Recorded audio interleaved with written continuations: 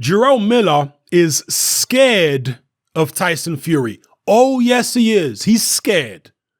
He don't want no smoke with Tyson Fury. Why do I say this? Not just because Tyson Fury has come out and claimed that he dropped Jarrell Miller 7 times in sparring. No, not just because of that. But because of Jarrell Miller's behavior towards Tyson Fury compared to his behavior towards other heavyweights. We've seen him smack talk AJ. We've seen him smack talk Deontay Wilder. We've seen him smack talk Dillian Whyte. But when it comes to Tyson Fury, he is quiet as a church mouse. Even under the most extreme provocation, Tyson Fury coming out in this particular video, which was several months ago, right? October 2018. And he's calling Jarrell Miller all kind of names, challenging him to a sparring session for $100,000 or a bare knuckle fight. Being way, way, way less than complimentary about Big Baby in this video. If you ain't seen it, go watch it. It's on Fight Hype's YouTube channel. Big Baby dared not clap back. Was very restrained when he was told about this video and people questioned him about it. He was like, oh, well, you know, Tyson's my boy. But he ain't clapping back. Think about that. Think about the way Jarrell Miller talks about Deontay Wilder, toothpick legs and all this kind of business. Says the guy's a phony and a fraud and he's going to slap the hell out of him. And that's the way he talks about Wilder. That's the way he talks about AJ. That's the way he talks about Dillian Whyte. But when it comes to the Gypsy King, he is quiet as a church mouse. He is scared. I'm telling you, he's scared. Why is he scared? He's scared because Tyson Fury put it on him in that sparring session. I don't know whether Tyson Fury really dropped him 7 times. Tyson Fury definitely, him and his dad, has a habit of exaggerating and embellishing. Oh yeah, Tyson and John Fury embellish and exaggerate all the time. It's second nature to them. But that doesn't mean that everything they say is untrue. That doesn't mean that there isn't a grain of truth to what he's saying about the sparring session with Jarrell Miller. Now, it has to be said, this sparring session took place in 2011. It's a very long time ago.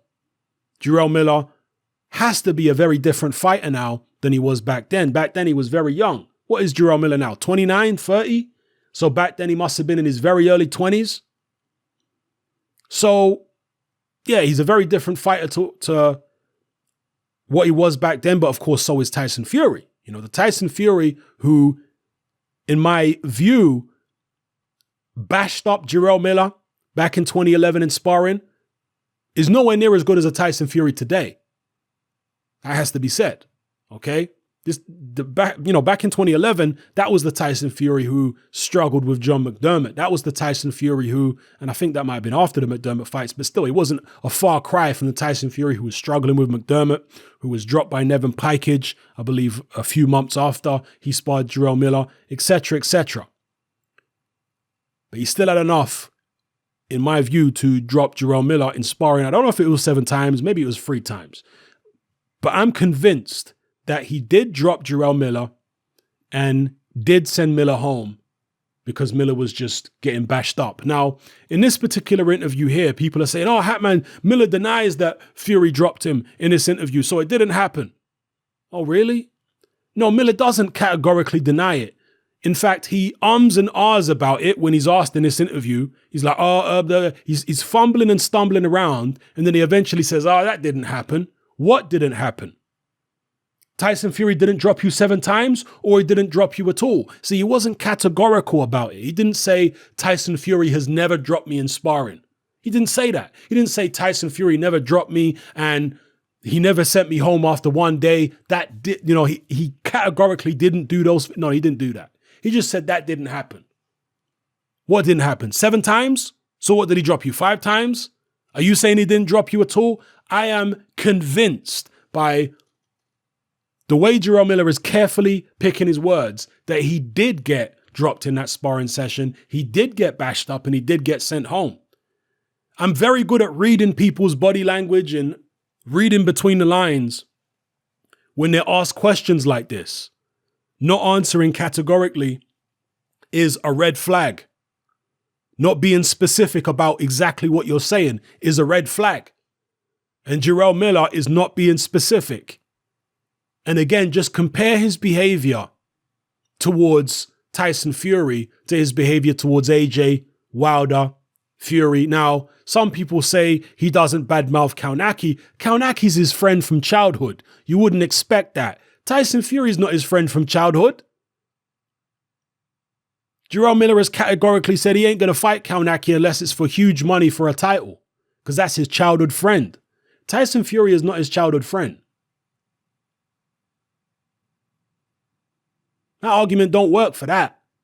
I'm telling you now, there was something that Tyson Fury did to him in that training camp, which has never left Jarrell Miller's mind. He knows this guy got the best of him. He knows this guy basically checked him in that boxing ring and forced the respect out of him.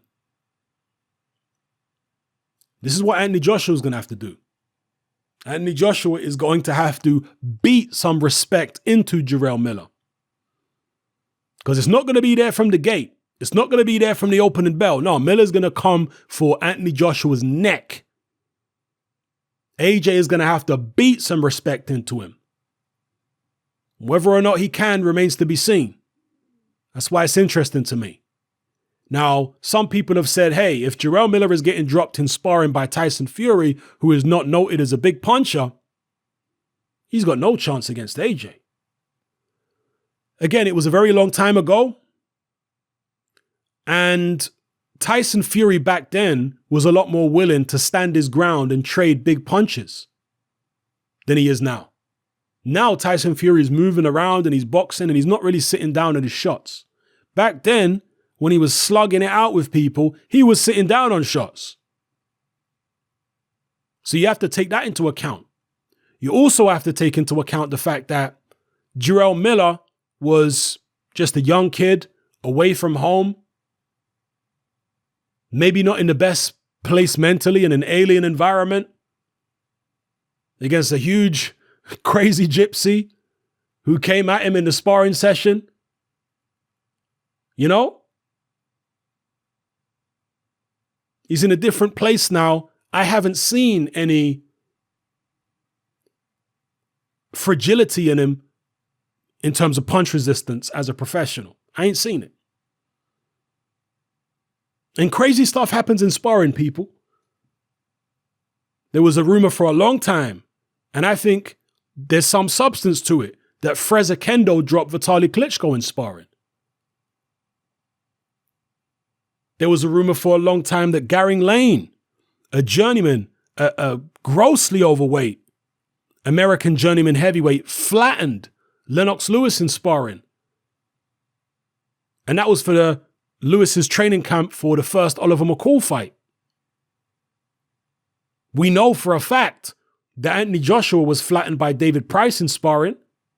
They've both admitted it. And isn't it funny how when I first started talking about the rumor of Anthony Joshua being flattened by David Price in sparring, there was a whole heap of people saying it was a load of rubbish. Well, how do you know it was a load of rubbish? Huh? Are you in the boxing circles that I'm in? You know, I've been around the London boxing scene for decades. I hear things. Do you understand what I'm saying? Not just things that happen in London, things that happen in gyms in Liverpool, gyms in Manchester, more so in London, but you hear stuff from everywhere because the boxing community in the UK is pretty small. It certainly was back then. It's a lot bigger now. You hear stuff from good sources. And then, of course, the Dylan White, not even sparring rumor, but sparring claim that he dropped Tyson Fury a bunch of times in sparring. Tyson Fury's never categorically denied that either. So crazy stuff happens in sparring. And of course, if you're using that same logic, you know, saying Jarrell Miller, if he's getting dropped by Tyson Fury in sparring, he's got no chance against AJ. Well, you could say if Tyson Fury's getting dropped in sparring by Dylan White, he's got no chance against Klitschko, or he's got no chance against Wilder. But he obviously did have a chance against both those guys, didn't he? And even if you don't want to believe that particular claim, Well, Tyson Fury got dropped by Nevin Pajkic. Tyson Fury got dropped by Steve Cunningham. But yet, he still beat Klitschko, a much bigger puncher than Nevin Pajkic or Steve Cunningham. Do you get what I'm saying? So stuff happens in sparring. I am personally convinced, I can't tell you for a fact that what Tyson Fury is saying is true and that he really dropped Jarrell Miller and bashed him up in sparring back in 2011. I can't tell you it's a fact because I wasn't there. But what I can tell you is I'm convinced, based upon Jarrell Miller's reaction, he never wants to badmouth Tyson Fury, even under extreme provocation. And Tyson Fury is being very disrespectful in this video here towards Jarrell Miller. And Miller don't want to clap back. He's holding back. He don't want to clap back at the guy. Because he knows that Tyson Fury got the better of him. He knows it. I'm convinced by that. He knows that Tyson Fury, and not just outboxed him. Some people have said, oh, I can imagine Fury schooled him in the gym. No. I'm saying Fury put a hurting on him. Remember, Miller wasn't as big and strong back then as he is now. Miller was like 70 pounds lighter back then than he is now. Yeah, go look at his box rec. See what he weighed in 2011. He was 70 pounds lighter in 2011 than he is right now. 65, 70 pounds lighter. And as well, in 2011, I think he'd only had 2 pro fights. So he was an absolute boxing novice with 2 pro fights when he was sparring Tyson Fury back in 2011. Yeah. And I think he had something like 2 pro fights. And then he had like a year or 2 off because at the time when he sparred Tyson Fury, he was also competing in kickboxing, simultaneous to having a boxing career. So he took time off boxing to go do kickboxing, and it was coming back, and he was trying to, dip his toe in both sports at the same time. So, but anyway, I'm going to leave it there. That's my view on it. I think Big Baby is shook at the Gypsy King. He's scared.